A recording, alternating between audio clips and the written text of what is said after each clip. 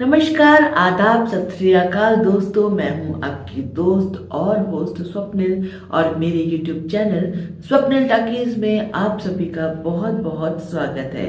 दोस्तों, आज के इस वीडियो में हम जानेंगे कि किशोर दा की आवाज को कभी एक युवा हीरो ने यह कहकर नकार दिया था, रिजेक्ट कर दिया था कि उनकी आवाज बूढ़ी हो गई है, उस युवा हीरो के ऊपर सूट नहीं करेगी। अरे किशोर दा की आवाज तो एक ऐसी आवाज थी जो हर उम्र के नायक पर यूं फिट बैठ जाती थी जैसे वो उनकी खुद की आवाज हो। के लिए कोई हमें प्यार कर ले, मेरे सपनों की रानी कब आएगी तू? जिंदगी रहा हूं मैं। लगभग उन्होंने हर उम्र के नायक के लिए अपनी आवाज दी और उनकी आवाज पर उनकी उम्र का असर कभी नहीं हुआ, बल्कि जैसे जैसे उनकी उम्र बढ़ती जा रही थी उनकी आवाज की कशिश भी बढ़ती जा रही थी, आवाज और युवा होती जा रही थी। वो कौन सा नायक था, उसने ऐसा क्यों कहा, इसी पर चर्चा करते हैं। तो चलिए किस्सा शुरू करते हैं। दोस्तों, 1973 में फिल्म रिलीज हुई थी बॉबी। जी हाँ, राज कपूर साहब की बॉबी, जिसके नायक थे ऋषि कपूर और नायिका डिम्पल कापाड़िया। बॉबी बहुत बड़ी हिट फिल्म थी और इस फिल्म के बाद ऋषि कपूर साहब बहुत बड़े स्टार बन गए थे। और बॉबी फिल्म में ऋषि कपूर जी के लिए एक फ्रेश वॉइस का इस्तेमाल किया गया था, शैलेंद्र सिंह जी की। लक्ष्मीकांत प्यारेलाल जी के संगीत से सजी इस फिल्म में शैलेंद्र सिंह जी की आवाज ऋषि कपूर जी पर खूब फबी थी। मैं शायर तो नहीं। ऋषि कपूर जी को लगा कि उनकी आवाज शैलेंद्र सिंह जी से बहुत मिलती जुलती है और वो आगे भी यही चाहते थे कि उनकी हर फिल्म में उनके लिए शैलेंद्र सिंह जी की आवाज का ही इस्तेमाल किया जाए। ये बात सच है कि शैलेंद्र सिंह जी की आवाज ऋषि कपूर जी पर काफी सूट करती थी, लेकिन भाई उस वक्त फिल्म इंडस्ट्री में और भी बहुत से एस्टैब्लिश्ड सिंगर थे, तो हर फिल्म में हर म्यूजिक डायरेक्टर शैलेंद्र सिंह जी की आवाज का इस्तेमाल करे, ये कोई जरूरी तो नहीं है ना। और हर गीत का एक मूड होता है और म्यूजिक डायरेक्टर उस गीत के मूड के हिसाब से ही सिंगर का चयन करते हैं और हर सिंगर के साथ म्यूजिक डायरेक्टर की एक बॉन्डिंग होती है, उनके अपने संबंध होते हैं। तो अगली फिल्म ऋषि कपूर जी जो कर रहे थे वो थी जहरीला इंसान। इस फिल्म का संगीत दे रहे थे पंचम दा यानी कि R.D. बर्मन साहब।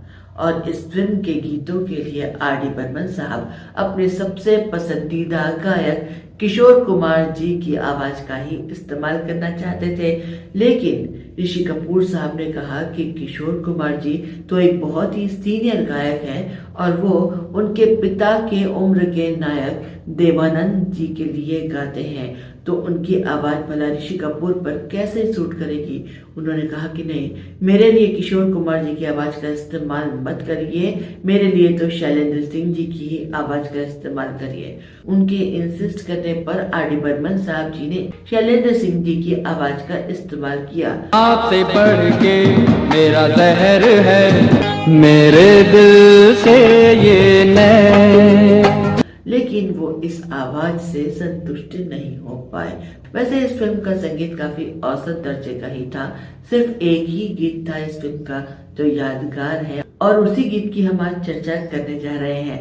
खैर, अगले गीत की रिकॉर्डिंग के लिए R.D. बर्मन साहब ने कहा कि वो किशोर दा से ही गीत गवाएंगे। वो गीत था ओ हंसनी। ओ हंसनी।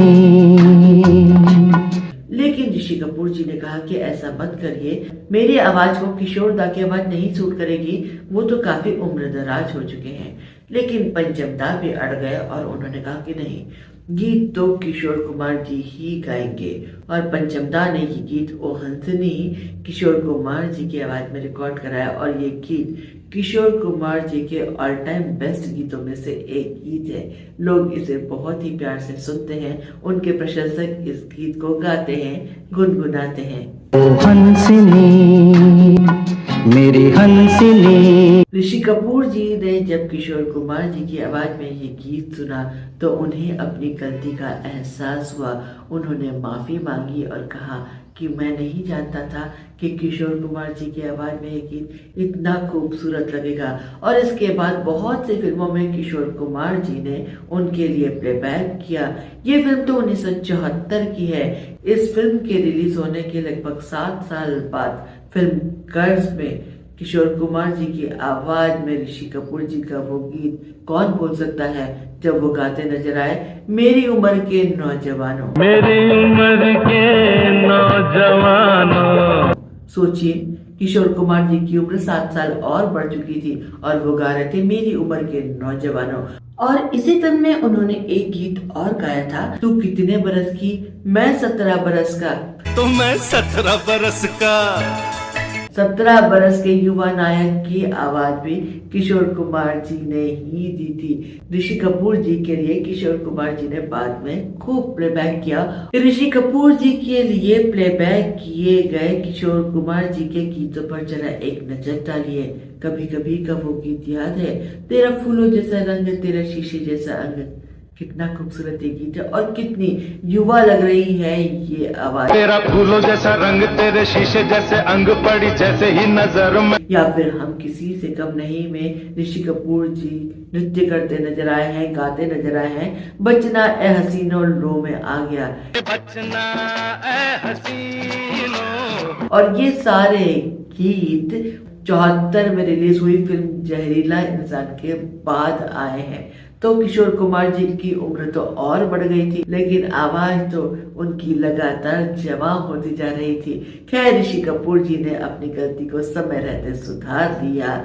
उन्होंने भी मान लिया कि किशोर दा की आवाज कभी बूढ़ी हो ही नहीं सकती। दोस्तों, ये था आज का फिल्मी किस्सा। अगर आपको आज का वीडियो पसंद आया हो तो इसे लाइक करिए, शेयर करिए, चैनल पर नए हो तो इसे सब्सक्राइब करिए, बेल आइकन को प्रेस करिए जिससे कि सभी नोटिफिकेशन आप तक समय से पहुंच पाए। मिलती हूँ अगले वीडियो में कुछ नई फिल्मी जानकारी के साथ। चलती हूँ, नमस्कार।